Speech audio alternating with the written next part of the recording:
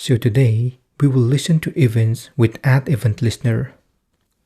We have used addEventListener a lot of time in our project.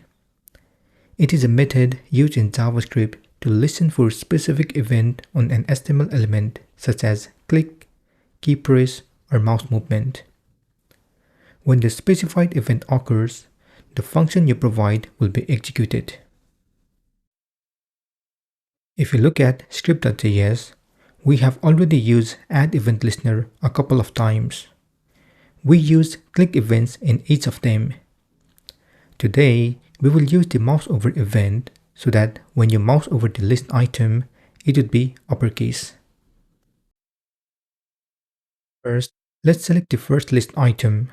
So create a variable list item and use document.querySelector.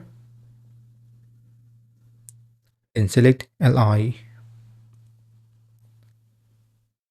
Use addEventListener, so add list item.addEventListener. Use mouseover event and a callback function. Inside the function, add list item.style.textTransform equals uppercase. Take the preview, and now if you hover the first list item, it would be uppercase. To apply this to all list items, we need to use a loop. I will use a for loop, but first let's rename our variable to list items because we will be selecting multiple list items now. Then instead of query selector, use query selector all. Now use a for loop.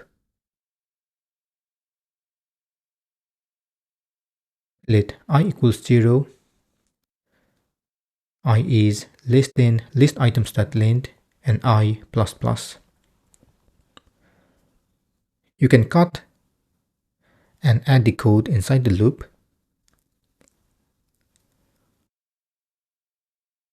Then in each list item, add I. Also make list items. Check the preview, and this time it works on all list items. This is the end of this session. In the next session, we'll learn about the event object. Feel free to comment below if you have any questions. Also, please don't forget to like, share, and subscribe to my channel to get more videos in the future. Thank you and see you soon.